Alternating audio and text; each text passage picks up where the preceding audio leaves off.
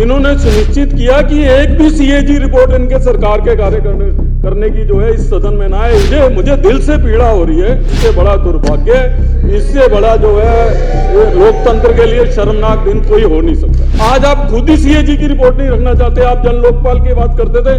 जन लोकपाल की तो दूर की बात है, आज किस हालत में छोड़ दिया इन्होंने दिल्ली को।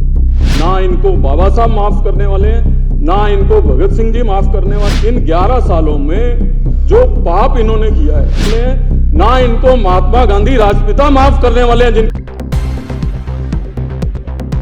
ये संविधान की प्रक्रिया है, जिस परिकल्पना, जिस लोकतंत्र की परिकल्पना बाबा साहब ने करी थी, जब संविधान को फ्रेम किया गया था, तो उसमें एक नेचुरल कोर्स में है कि कोई भी सरकार की मर्जी नहीं है कि वो सीएजी की रिपोर्ट रखे या ना रखे, मैंडेटरी है।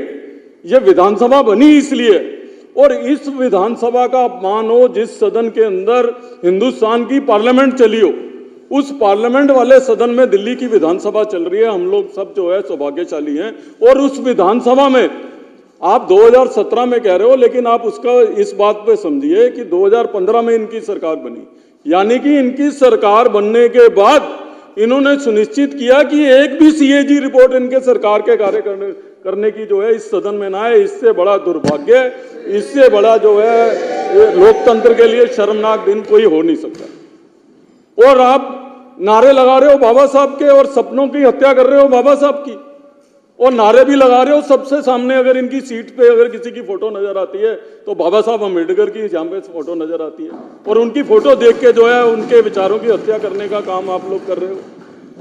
ये मुझे दिल से पीड़ा हो रही है कि आज हम इस बात पे ही अपने आप को बहुत बड़ा काम मांग रहे हैं कि हमने सीएजी की रिपोर्ट जो है, भाई आप कैसे रोक सकते हो सीएजी की रिपोर्ट। तो जो पार्टी अन्ना हजारे के आंदोलन से निकली हो, वो अन्ना हजारे का आंदोलन क्या था? वो आंदोलन था भ्रष्टाचार के खिलाफ लड़ाई लड़ने का, और वो भ्रष्टाचार के खिलाफ लड़ाई लड़ने का मूल कारण क्या था? सीएजी की रिपोर्ट। सीएजी की रिपोर्ट के अंदर जो केंद्र सरकार पे उस समय भ्रष्टाचार के आरोप लगे थे, यहाँ दिल्ली सरकार पे जो भ्रष्टाचार के आरोप लगे थे, उन आरोपों की वजह से ही तो आप आंदोलन में बैठे थे। आप सीएजी की रिपोर्ट के बेसिस पे ही तो जो है रामलीला मैदान में बैठे थे। सीएजी के रिपोर्ट के बेस पे ही आपने पूरे देश में आंदोलन बनाया था। सीएजी की रिपोर्ट के बेस पे ही आपने आम आदमी पार्टी बनाई थी। आज आप खुद ही सीएजी की रिपोर्ट नहीं रखना चाहते, आप जन लोकपाल की बात करते थे। जन लोकपाल की तो दूर की बात है। मैं समझता हूं कि दिल्ली के ये 11 साल पूरी दिल्ली की लोकतांत्रिक व्यवस्था के सबसे शर्मनाक 11 साल होंगे कि एक चुनी हुई सरकार जो है वो सीएजी की रिपोर्ट रखने से भी जो है प्रेजेंट करे। 10 सालों से सीएजी की रिपोर्ट इस सदन में नहीं आई है। 10 सालों का हिसाब किताब लेने की बात है, तो नॉर्मल पीएससी को बहुत समय लग जाएगा।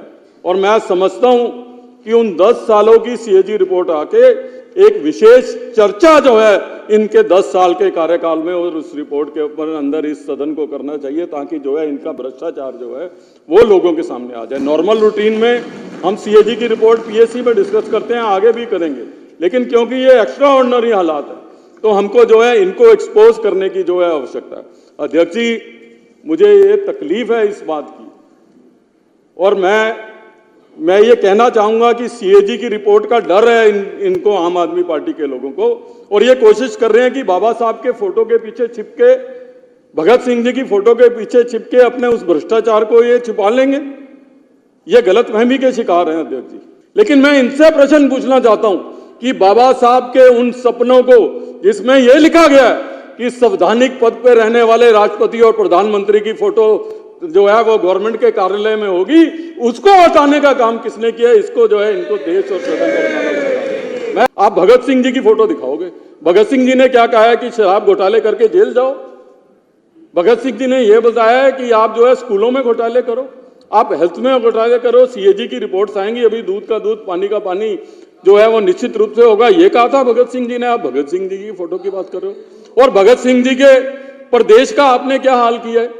आपका मुख्यमंत्री वहां पे है, वो एक ऐसे व्यक्ति को ऐसे डिपार्टमेंट का मंत्री बना देता है जो डिपार्टमेंट एग्जिस्ट ही नहीं करता। ये भगत सिंह जी के सपने थे कि 2 साल तक आपको यही नहीं पता लगा कि ये डिपार्टमेंट ही नहीं है, वो सचिवालय नहीं जाता, वो मीटिंग नहीं अटेंड करता, ना मुख्यमंत्री को पता लगता है ना मंत्री को पता लगता है। ये भगत सिंह जी के सपन आप जो है आप पूरे कर रहे हो। आज किस हालत में छोड़ दिया इन्होंने दिल्ली को। इन 11 सालों में जो पाप इन्होंने किया है दिल्ली के एडमिनिस्ट्रेटिव स्ट्रक्चर को खत्म करने का, जो पाप इन्होंने किया है दिल्ली के लोगों को मूल सुविधाओं से वंचित करने का। ये पहला चुनाव था कि लोग कह रहे थे भाई हमारे गली की एक सीवर और सड़क बनवा दे, वही बहुत मेहरबानी है, हमें कुछ नहीं चाहिए। इस लेवल के ऊपर जो है देश की राजधानी को जिन लोगों ने लेके आया है, ना इनको बाबा साहब माफ करने वाले हैं, ना इनको भगत सिंह जी माफ करने वाले हैं, ना इनको महात्मा गांधी राष्ट्रपिता माफ करने वाले हैं, जिनकी फोटोग्राफ इन्होंने सरकारी दफ्तरों से हटाने का काम किया। अध्यक्ष जी आपका बहुत बहुत धन्यवाद कि आपने लोकतांत्रिक मूल्यों को फिर से बरकरार करने के लिए कहा है। एलजी एड्रेस पे मेरे पास बहुत कुछ है कहने के लिए, इनको याद कराने के लिए, लेकिन निश्चित रूप से आपने सीएजी रिपोर्ट को टेबल करके दोबारा से जो है पर लोकतांत्रिक परंपराओं को बरकरार करने का जो है काम किया है, उसके लिए मैं आपको बहुत बहुत बधाई और बहुत बहुत धन्यवाद करता हूं। धन्यवाद।